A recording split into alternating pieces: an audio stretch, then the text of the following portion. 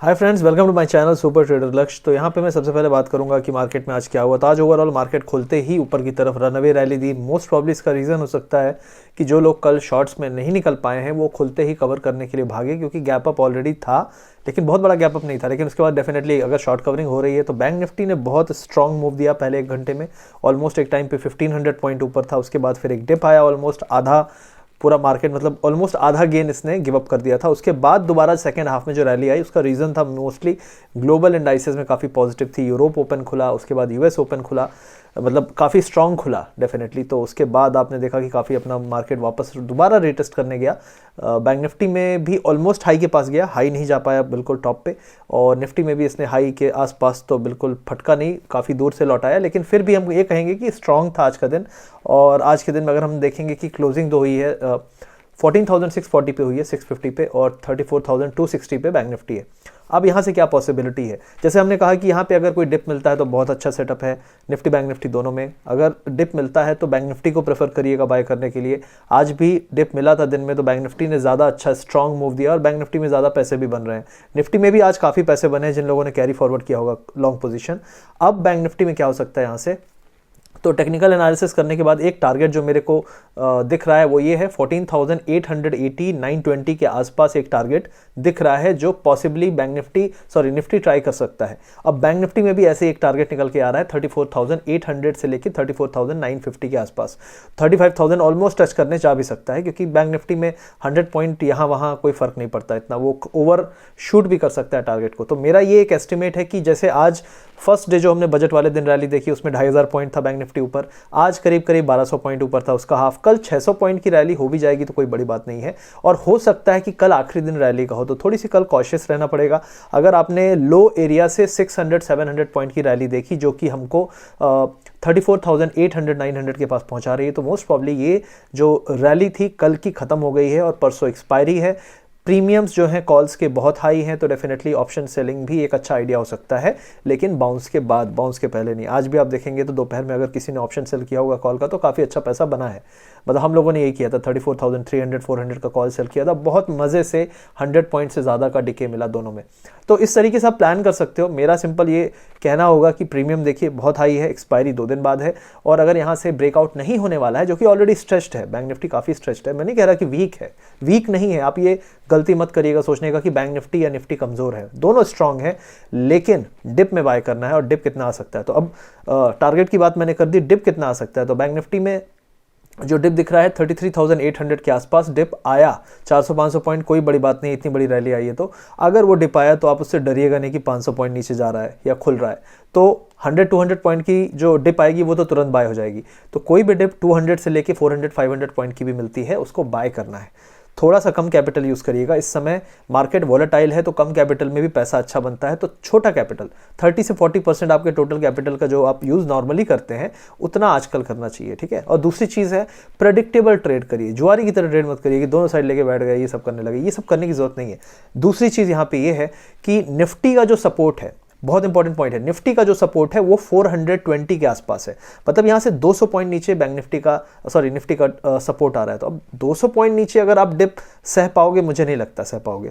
तो मेरा सिंपल कहना है निफ्टी में आप वेट करिए, डिप आएगा, क्योंकि बैंक निफ्टी से अभी भी कमजोर है कंपेरेटिवली। लेकिन आज रिलायंस ने काफ़ी अच्छा मूव दिया, हमने STL लाइव किया था जो हम यूट्यूब लाइव करते हैं, उस दौरान ही हमने 1906 पे इसकी बात की थी और उसके बाद सीधे ये भाग गया। तो काफ़ी अच्छा मूव दिया इसने। तो अब 1806 सॉरी। तो अब क्या यहाँ पॉसिबिलिटी होगी इसकी कि रिलायंस यहाँ से और 30 से 40 रुपीज़ ऊपर जा सकता है, 30 से 40 रुपीज़ ईजिली जा सकता है। एक रिलायंस ऐसा स्टॉक है जो काफ़ी स्ट्रांग दिख रहा है। दूसरा एक स्टॉक है ITC जिसने ब्रेकआउट दिया है। लार्सन एंड ट्यूब्रो ने काफ़ी रैली 2-3 दिन में दे दी है। अब ये यहाँ पे हर बाउंस पे सेल दिखेगा, तो अगर कोई भी बाउंस मिलता है तो आपको एग्जिट करना है। अगर लॉन्ग टर्म वाले लोग हैं तो मेरे हिसाब से LNT का भी ऑलमोस्ट टारगेट लॉन्ग टर्म का ऑलमोस्ट एटलीस्ट अगले 1-2 महीने का टारगेट हो चुका है। अगर आपको लग रहा है कि यहाँ से निफ्टी 15,000 भी जाएगा, 16,000 भी जाएगा, इस स्ट्रेच पे मुश्किल है, इस स्ट्रेच पे मुश्किल है। ये हम हाई बना रहे हैं, सब कुछ ठीक है, लेकिन यहाँ से 1-2% 4% ऊपर जा सकते हैं, लेकिन ये एरिया एक निकलने की अपॉर्चुनिटी है उन स्टॉक्स पे जहाँ पे आपका प्रॉफिट बन रहा है।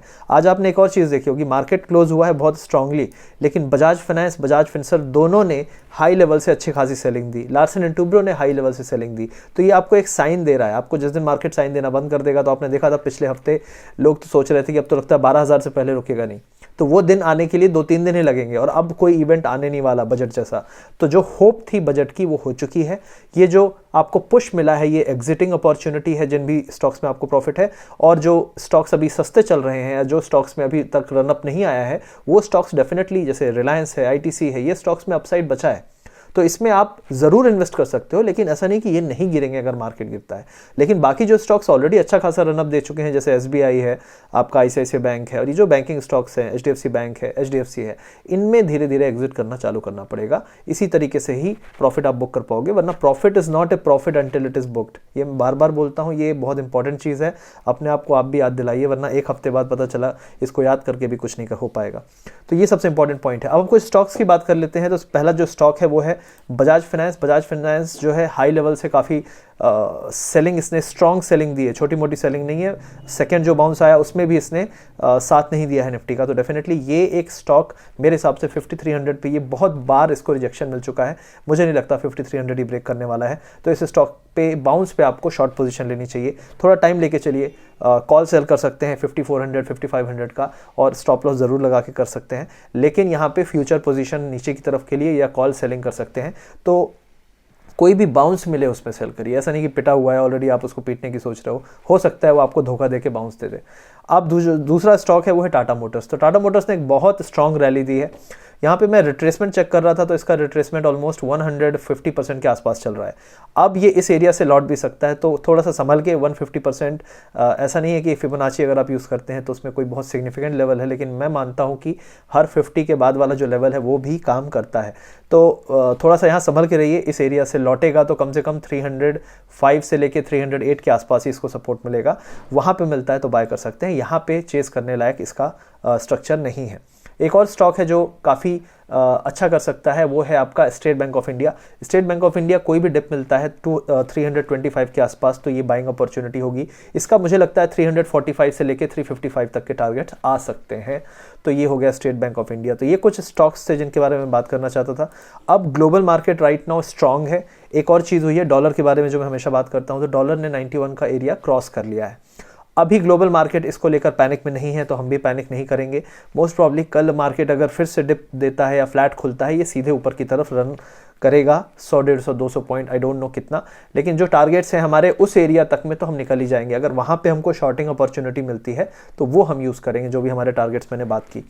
तो ये होगा ओवरऑल आपका स्ट्रक्चर। दूसरी चीज़ है क्रूड ऑयल में काफ़ी स्ट्रेंथ है, काफ़ी रैली आई है। तो एशियन पेंट्स जो है, पेंट कंपनीज़ में थोड़ा प्रेशर रह सकता है। जो नया आईपीओ आया है उसमें भी मैंने आज यूट्यूब लाइव में बोला कि काफ़ी अच्छा प्रॉफिट दे दिया है, बुक करने लायक है। अगर नहीं बुक करोगे तो फिर बर्गर किंग की तरह बर्गर खाते रहेंगे लोग, क्योंकि 200 रुपये पे नहीं निकले, अभी 150 चल रहा है, तो क्या कर सकते हो। फिर बोलोगे यार कब जाएगा, ये जाएगा क्या, यही सवाल पूछते मिलोगे किसी ना किसी यूट्यूब के चैट विंडो में, तो कोई मतलब नहीं है उसका। अब जो एक अगली चीज़ है वो है आपका कि USD INR जो है वो कमज़ोर है। वो एक रीज़न है जिसके कारण आईटी बहुत स्ट्रॉन्ग पुश अपसाइड के लिए नहीं दे रहा है। तो किसी भी केस में अगर हमारी करेंसी वीक होती है तो उसमें आईटी को एक अच्छा बाउंस मिल सकता है। तो अगले कुछ दिनों के लिए आईटी एक सेल नहीं है, बाय द डिप है।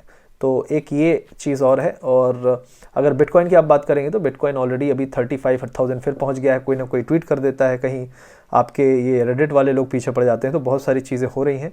लेकिन याद रखिएगा 30,000 के नीचे एक दिन भी क्लोजिंग मिली तो फिर ये 23,000 तक गिरेगा, अगर कोई फॉलो करता है बिटकॉइन को।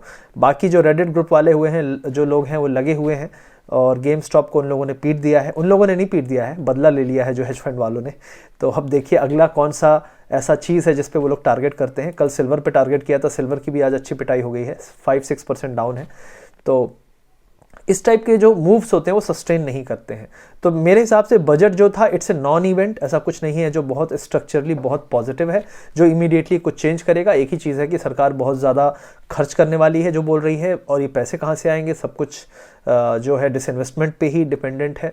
तो 9.5 का जो फिस्कल डेफिसिट है वो मेरे हिसाब से काफ़ी नेगेटिव है। उसका अभी तक करेंसी पे इम्पैक्ट नहीं दिख रहा है, लेकिन अगर ये दिखना चालू हो गया तो मार्केट के लिए प्रॉब्लम हो जाएगी। तो ओवरऑल हाइस पे, बाउंस पे प्रॉफिट बुक करिए और God bless everyone. Thank you very much for watching. I hope ये वीडियो अच्छे लगते हैं आपको। लाइक, सब्सक्राइब, शेयर ज़रूर करिएगा और मिलते हैं अगले वीडियो में मार्केट अपडेट के। Thank you very much.